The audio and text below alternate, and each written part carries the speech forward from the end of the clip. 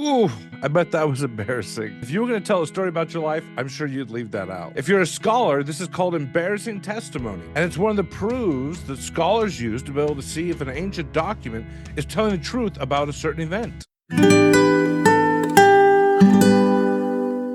Did you know that the resurrection of Jesus Christ has such proof? The women were going to the tomb to finish the burial process that they had started before the Sabbath. And when they got there, the stone was rolled away from the tomb. They looked inside and there was no body of Jesus.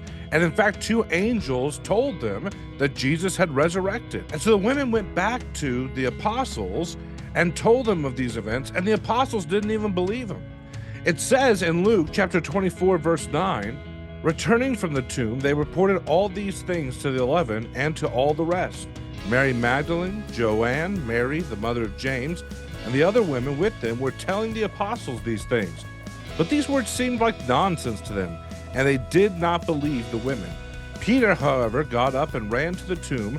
When he stooped to look in, he saw only the linen cloths, and so he went away amazed at what had happened. So even within the writings of the Bible, they didn't believe the women. And this fits exactly with what we know about that day and time. Women were seen almost as second-class citizens. As a matter of fact, Josephus, historical Jewish writer, talks about how women were treated in legal proceedings. He says, "But let not the testimony of women be admitted on account of the levity and boldness of their sex." So in the ancient Near East world, the testimony of women was not considered at all credible. And yet the Bible writers in all four Gospels describe the women as the first ones to be witnesses and to tell other people about Jesus.